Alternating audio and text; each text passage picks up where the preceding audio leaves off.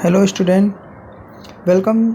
देखिए, आज आपकी क्लास है वृत्त की स्पर्श रेखाओं पर आधारित पाठ्य पुस्तक के उदाहरण। जो हमारी एनसीईआरटी की बुक है उसके उदाहरण लिए गए हैं। वर्कशीट आपकी 45 है, क्लास 10 की हिंदी मीडियम में। तो देखिए, कुछ क्वेश्चन पहले दिए गए हैं। केंद्र ओ वाले वृत्त पर स्पर्श रेखा ए बी दर्शाइए जिसकी स्पर्श बिंदु बी है। तो बहुत आसानी से आप दर्शा सकते हैं। एक वृत्त है जिसकी क्या कह रहा है, केंद्र ओ केंद्र हो गया, ए बी एक स्पर्श रेखा है, तो ए बी हो गया। किसी वृत्त की स्पर्श रेखा उसके छेदक रेखा के समांतर होती है। बिल्कुल हो सकती है, समांतर हो भी सकती, नहीं भी हो सकती ना। जैसे ये स्पर्श रेखा, ये छेदक है, तो ये इसके क्या है, समांतर है, सत्य हो सकती है। वृत्त के किसी स्पर्श बिंदु पर स्पर्श रेखा स्पर्श बिंदु से गुजरती हुई डैश पर क्या होती है, ये क्या है, हमारी त्रिज्या। ठीक है, तो यहाँ पर क्या आ जाएगा, त्रिज्या पल्लम, त्रिज्या। ठीक है,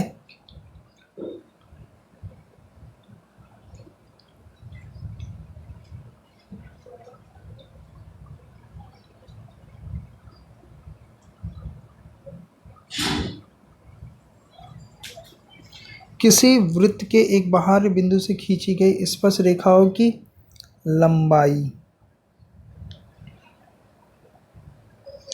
क्या होती है, समान होती है। ठीक है, चलिए अब आइए देख लेते हैं आगे के क्या उदाहरण दिया हुआ है। देखिए, सिद्ध कीजिए कि दो संकेंद्रिक वृत्त हैं। संकेंद्रिक वृत्त क्या होता है, एक वृत्त हो और उसके अंदर दूसरा भी वृत्त हो और उसका मगर केंद्र एक समान हो। ठीक है, एक ही केंद्र से ये वाला वृत्त भी खींचा गया और ये वाला वृत्त भी खींचा गया है। में बड़े वृत्त की जीवा जो छोटे वृत्त को स्पर्श करती है, स्पर्श बिंदु को समद्विभाजित करती है।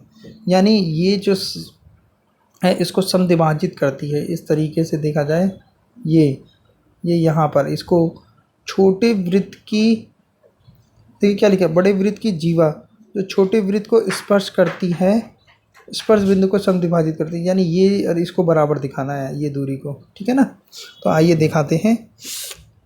तो इसमें क्या है, परिमेय 10.1 लगा है। वृत्त के किसी बिंदु पर स्पर्श रेखा स्पर्श बिंदु से जाने वाले त्रिज्या पर क्या होती है, लंब होती है। देखिए, ये अभी तीसरा क्वेश्चन भी था जहाँ पे मैंने त्रिज्या लिखा था। चलिए हल करते हैं। इसको दिया है, केंद्र ओ वाले दो संकेंद्रिक वृत्त C1 और C2 दो वृत्त ले लिए। बड़े वृत्त की जीवा AB है, AB है, जो छोटे वृत्त को बिंदु P पर स्पर्श करती है। क्या कर रही है, P पर स्पर्श कर रही है। सिद्ध करना है AP बराबर BP। मैंने आपको क्या बताया, यही तो हमें सिद्ध करना है कि ये दोनों हमें बराबर दिखाना है, समद्विभाजित कर रही हो।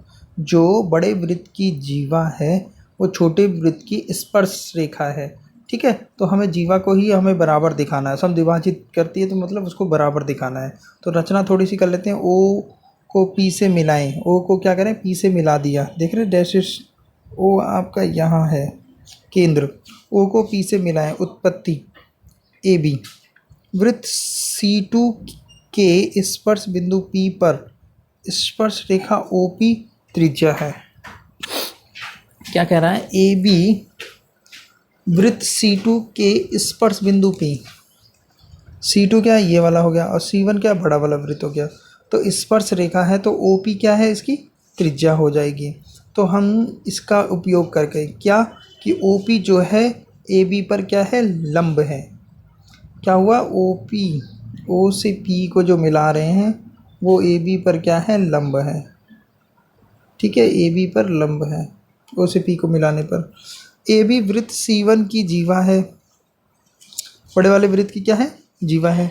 तो OP क्या हो जाएगी, OP जो है लंब है AB का, इसलिए OP जीवा AB को क्या करेगी, समद्विभाजित करेगी। केंद्र से जीवा पर खींचा गया लंब उसे समद्विभाजित करता है। ठीक है ना। तो ये भी हम लिख सकते हैं कि केंद्र से जीवा पर खींचा गया लंब उसे समद्विभाजित करता है, ये भी एक परिमेय हो गया। तो ए पी बराबर बी पी हो गया। आइए दूसरा उदाहरण देख लेते हैं। केंद्र ओ वाले वृत्त पर बाह्य बिंदु टी से, ये टी है, ये ओ, टी से दो स्पर्श रेखाएं टी पी और टी क्यू खींची गई है। टी पी, ये पी है और ये क्या है, क्यू है। टी पी और टी क्यू खींचा गया है। सिद्ध करना है कि जो कोण पी टी क्यू है, पी टी क्यू, ये कोण जो है वो कोण ओ पी क्यू के दुगना है। ठीक है, ये भी है आपके एनसीईआरटी के लिए लिया गया, बहुत इंपॉर्टेंट है ये सारे। तो देखिए इसमें क्या लगेगा, ये एक परिमेय लगेगा। किसी वृत्त के बाहरी बिंदु से खींची गई स्पर्श रेखाओं की लंबाई क्या होती है, समान होती है। ये हम करते चले आ रहे हैं पीछे वाली वर्कशीट में, ये दोनों क्या होंगी, समान होंगी। ये पी टी क्यू तो हमेशा ये क्या होती है, समान होती है।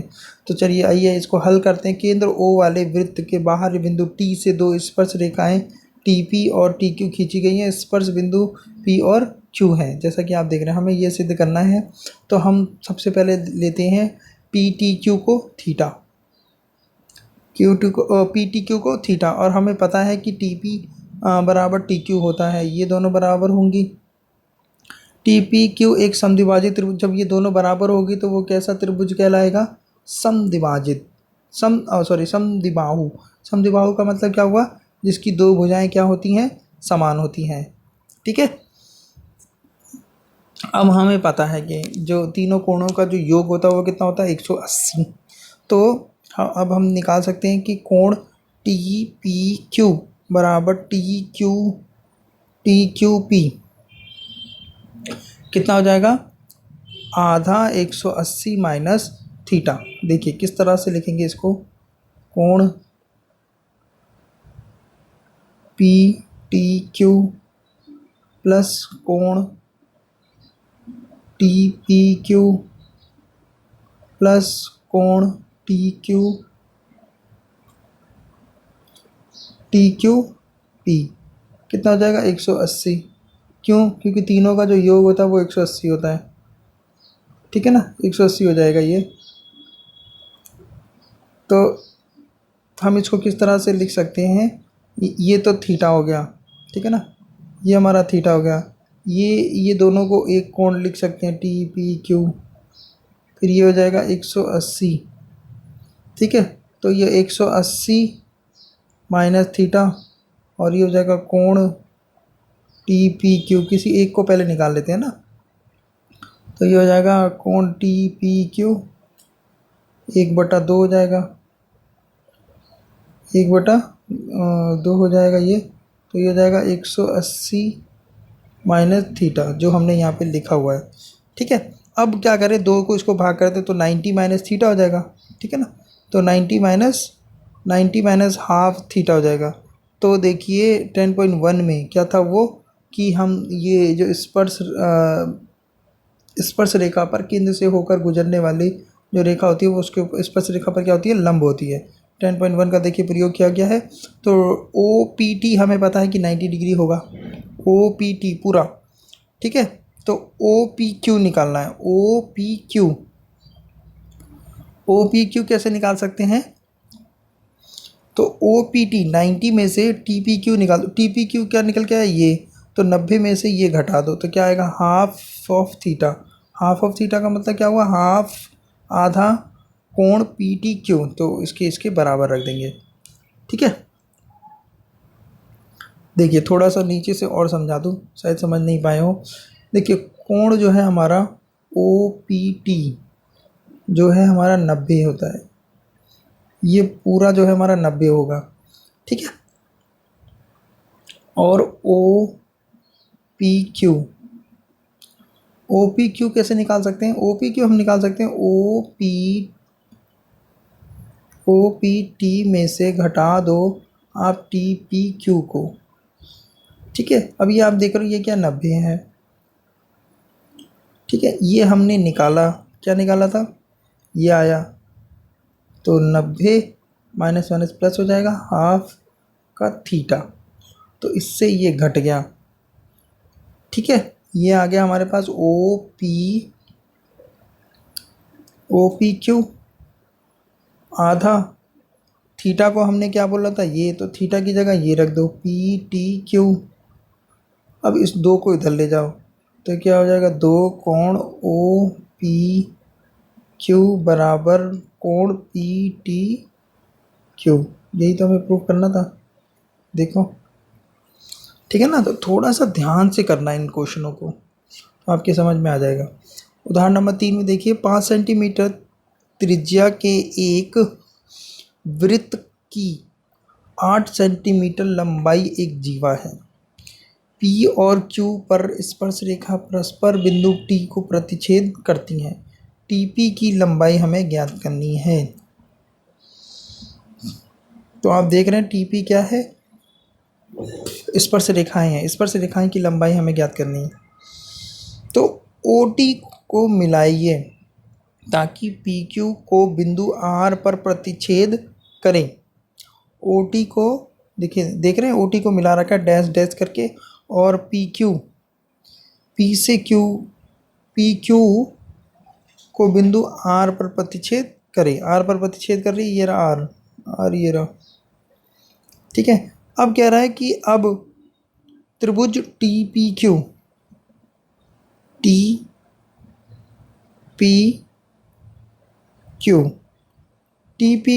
एक समद्विबाहु त्रिभुज है, ये हमें पता है क्योंकि ये दोनों बराबर होते हैं। और TP कोण PTQ एक कोणाधक है। अतः क्या होगा, OT जो है लंब है किसके ऊपर, PQ के ऊपर। ठीक है ना, ये देख रहे हैं आप, साफ साफ दिख रहा है ये इसके ऊपर लंब है। तो OT PQ का समद्विभाजक हो गया, OT जो है PQ का समद्विभाजक हो गया। तो ये समद्विभाजक हो गया, तो ये 4 सेंटीमीटर, ये 8 सेंटीमीटर दिया हो, तो ये भी क्या हो जाएगा, 4 सेंटीमीटर हो जाएगा। PR और RQ कितने हो जाएंगे, 4 सेंटीमीटर हो जाएगा। तो अब हम OR निकाल सकते हैं। देखिए OR कैसे निकाल सकते हैं, ये हमारे पास 6 सेंटीमीटर है, तो ये क्या हमारे पास, ये लंब है, तो ये कर्ण हो गया, ये आधार हो गया, ये लंब हो गया। तो पाइथागोरस परिमेय लगा दिया। पाइथागोरस परिमेय लगाने पर हमें प्राप्त हुआ 3 सेंटीमीटर, यानी ये कितना आया आपके पास, 3 सेंटीमीटर। ठीक है, अब हमें पता है कि जो ये कोण है, कौन सा कोण, TPR, ऊपर फिगर में देखिए TPR और RPO, यानी ये, ठीक है ना, ये क्या होगा, 90 डिग्री होगा। ठीक है, और TPR लिख सकते हैं उसको, और PTR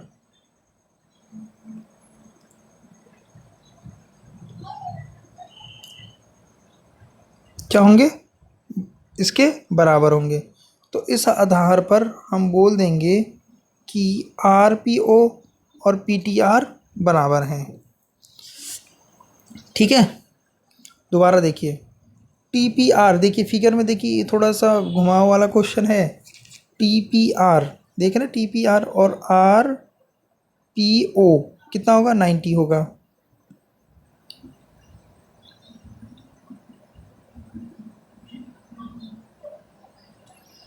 देखिए मैं यहाँ पे एक फिगर बना के दिखाता हूँ ताकि आपको समझ में आ जाए। ये हमारा P, ये T और ये R, ठीक है, और ये O। कह रहा है ये दोनों का सम 90 होगा। दूसरा उसके बाद क्या कह रहा है, ये कोण और इस कोण का सम भी 90 होगा, क्योंकि ये 90 है और तीनों का क्या होता है, 90 होता है। तो क्या हो जाएगा, ये और ये, इन दोनों का सम क्या होगा, इन दोनों का सम भी क्या हो जाएगा, 90 हो जाएगा। ठीक है, इस तरह से RPO क्या है, RPO ये वाला कोण बराबर होगा PTR के,